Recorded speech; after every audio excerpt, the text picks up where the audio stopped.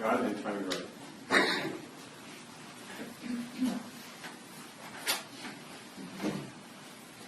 May it please the court, counsel. Good afternoon, ladies and gentlemen.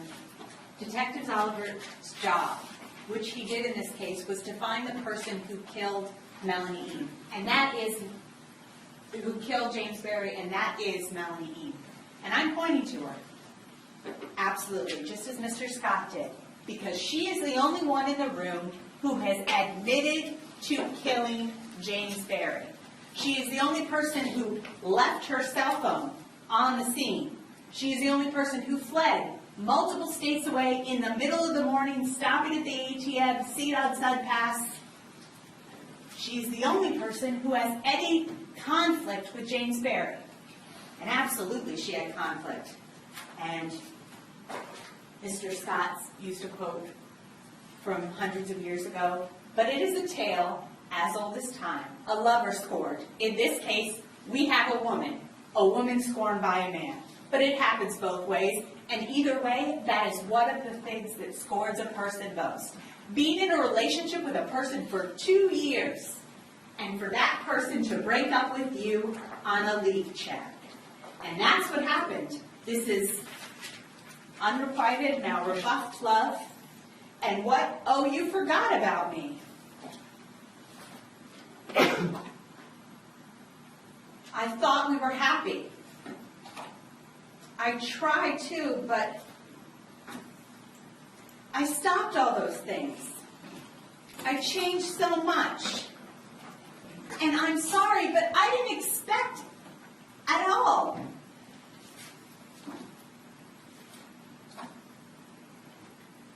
Thanks for just leading me through a league chat. And then that's when he says, because he understands they've been in a relationship for 2 years, he said, I will speak to you in real life. Because he says, this is the way that I communicate with you better. This is how I say that. But he says that we'll see her in person, and you know from her statement that she went over there. Hours later, this conversation is from 8:46 to 9:08. She goes over there around 12:30, approximately 12:30 at night. She's over there. And you'll see there's video stills of the surveillance video rather than you watch them, but she gets there and leaves just about midnight. But she's there for a half an hour. He talks to her, and you know from her statement what he says. He says, and you can tell from the statement what she says to Detective Oliver. Detective Oliver tells her multiple times, I can go through, but you're not under arrest, this is voluntary, you're not under arrest, doesn't arrest her, lets her stay with her family, concerned, family, you're going to take care of her now that she confessed, is she in good hands, can I leave? That is legitimate concern. He has spoken to her parents and they express concern because she's not even calling them. And what she says is, you know what he said?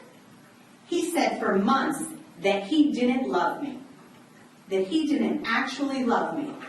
It hurts. And it wasn't the only time that he's done something that has broken it, that has broken her heart. Ladies and gentlemen, that is why there are 7 stab and incised wounds, 7 knife injuries. And defense counsel wants you to believe that in order to get these injuries, in order for Miss Small-Framed Miss Melanie Eam to stab and kill James Berry, that it must have been the butcher got hand. Ladies and gentlemen, I went through all the non-lethal wounds with Dr. Rotate-Ascorti, and those are defensive wounds. That is Mr. Berry trying to save his own life.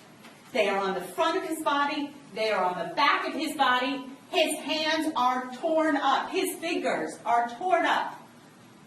And that's because he's 129 pounds. That is what, and Miss Melanie Eam with her small frame, that's how he's able to defend himself. If the butcher, Mr. Guy Hand, is going to stab James Berry, there's not going to be defensive ones. It defies your common sense. The state does not have to prove a motive. It's not a requirement from the jury instructions. We explained it in jury selection. But oftentimes, just based on knowing the facts, you know what the motive is and why it's clear. It's clear from the text message, it's clear from the anger in her statement. He broke up with her, and he did it over a league check. And then in person, she goes there and he says, actually, I haven't loved you for months. That hurts. That would hurt any human being. But she acted like an unreasonable person and decided that she's going to take out a large butcher knife and stab him with it. Threaten him with it and stab him with it. Defense counsel wants you to think that this knife is bent to the degree that requires a butcher supple with this strength. You can look at it. It is only slightly bent. And that is the reason it's bent is because this one of the strongest area in any human body is where your rib hits your clavicle. And so if you're hitting something with a surface that is so hard, Dr. Mote said one of the strongest areas on a human body, it's going to bend. But even then, just slightly, that little tip. Guy hand moved the knife. State has not disputed that. I brought it out in the testimony. People respond differently to traumatic experiences. Having your stepson, you have been in a relationship for 5 years with a woman. You have lived with her son, and he dies in your arms as you are calling and crying for help. A person he told you that he loved, and that is undisputed. He got along. There's absolutely no evidence of him having any conflict with Jake Sperry. This young man dies in his arms. He doesn't think. He sees the knife on the ground and he puts it on the counter. He does not hide it in the closet. He does not take it outside. He leaves it right there where the officer, as he's clearing the house, Sergeant Silva, walks by and says, oh, I didn't see that as I came in, but it's clearly right there. Not near the sink, not washed, not wiped. Should he have picked it up? No. But he even told you that. I wasn't thinking. That does not make him guilty of murder because in a very traumatic circumstance, you aren't thinking. And you aren't thinking about what's the best thing to do. The fact that he did not perform CPR well. Ladies and gentlemen, he was trained at work in a classroom-type setting with those dummies that, and you go like this, or your friends would lie down, you put them on the backboard, that type of stuff. This is a traumatic experience. Defense wants you to believe, well, he's not taking a certification test. He's in the only moment that he has ever had in his life where he's had to actually perform CPR, and it is on someone who is dying. They have a fatal wound to their chest, and they are dying. And you are doing the best you could. Jeff Jarkowski said, I would have moved to the bed. I'm trying to make them more comfortable. They see their loved one is in this condition. He does not have the training that Lieutenant Stam of 12 weeks of this, 12 weeks of that, plus medic school. He has a small CPR certification that you get at work. You're not going to, in the moment, remember all of the rules. You're going to do what's best, and everyone is applying pressure to that wound. He has tried and tried and tried, listening to the 911, trying to do what he can. There is absolutely no evidence that Guy Hand had any conflict with anyone. With James Berry, with Melanie Eam, he doesn't care. The only evidence that you heard from that witness stand is that Guy Hand thought she was an intelligent person, got along with her, and that Nicola Berry said they treated her like family. Because at one point in time, Jeff Jarkowski rented a room, all of a sudden, they're cheap and they don't want this moocher. There's absolutely no evidence of that. And what reasonable doubt is not a speculative, forced, imaginary doubt. And what he's asking you to do is make all these speculative comments. The state has to prove this case beyond a reasonable doubt. But what the state has to prove is the elements. The elements that Mr. Scott went over with you of second-degree murder. We don't have to answer every possible question you have. That is not the state's verdict. What he's asking you is to believe in forced, imaginary doubt that Guy Hand did it. Defense counsel also thinks that Neil Zielinski, a kid. He may be short, but he's not a kid. He has 15 years of being a crime scene investigator. He testified to you that he has done 400 death investigations, 170 homicide investigations, and 30 stabbing investigations. Defense counsel asked him to give his opinion on blood spatter because he had heard all of his credentials. But once the response in regards to a person stabbing someone would be minimal, now Neil Zielinski is a kid. The testimony of Miss Eam in her own statement is that she got a little bit of blood out of her sleeve. The blood that comes from James Berry maintains in his shirt until the CPR and some of it comes out. It's there. That's why his shirt is soaked. That's why there's a liter or 1150 cc's in his chest of blood. So she got it on her sleeve. She said that herself, and the DNA confirmed that. Defense counsel talks about Officer McMullen.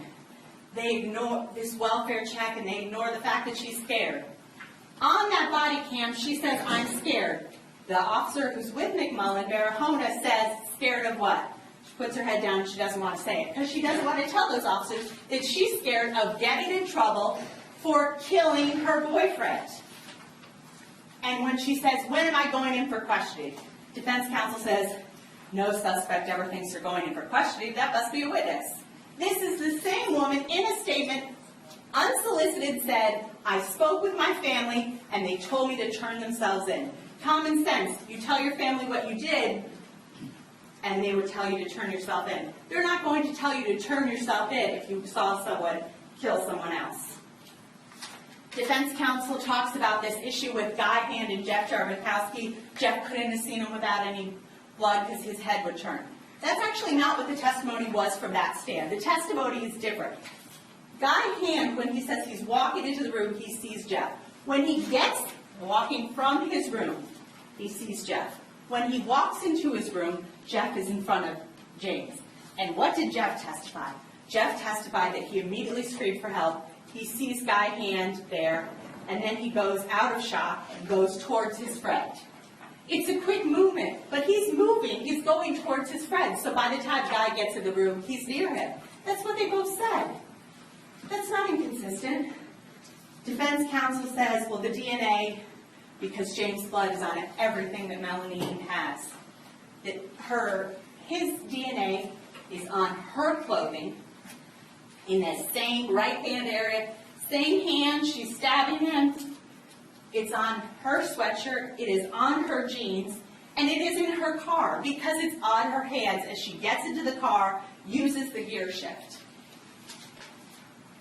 His DNA is the blood, so it's overwhelming. And Guy Hand, in addition to there being no evidence of that, he stayed on scene. He cooperated with police, gave a DNA sample, had them take photographs. Yeah, he rinsed off his hand, but you can look at those pictures. There is still blood on the hand. He's not trying to wipe off the thing. They're there for hours and hours. And ladies and gentlemen, in her statement, defense counsel wants you to think that she's just acquiescing to the officers. When they say, she doesn't. She talks about why. So I went over there to speak with them. Maybe it dripped a little bit on the side. She talks about her shirt, a little bit on my sleeve. And it's best to turn myself in. It's not like I counted more than once. She says yes. That's what she says on the tape. And ladies and gentlemen, because she's not counting how many times she stabs him, does not negate her guilt, doesn't negate her intent. If you actually listen to what she said, it's not like I was counting how many times it actually hit. She is just continuously trying to stab him. Not even paying attention if it hits, just going at it again and again. And ladies and gentlemen, that is the act of second-degree murder. Because at that time, she has so much hatred for him. She has so much hatred for him. And a depraved mind at the time that she's acting like this. 5 minutes. Thank you.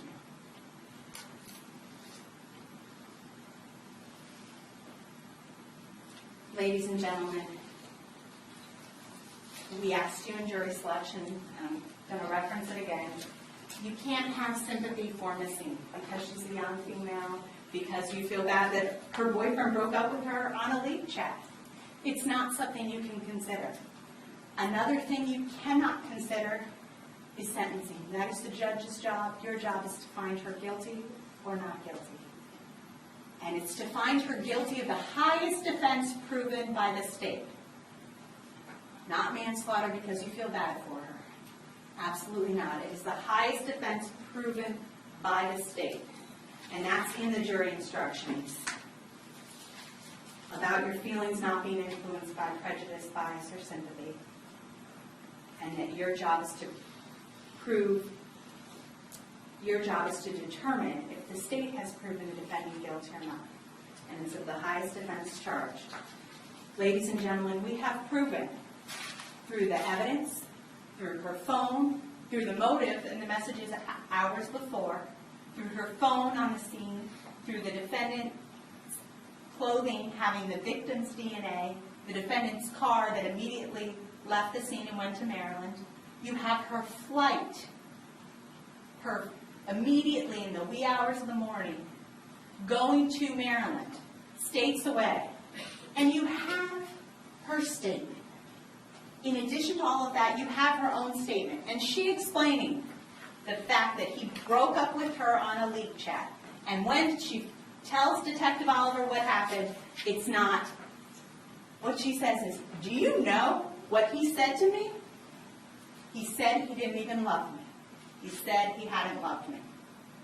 That's going to hurt. And that certainly hurt Miss Melanie Eam. And so she reacted in the way of picking up that knife, making the decision to pick the knife out of the drawer and stab James Berry 7 times, not even counting how many times.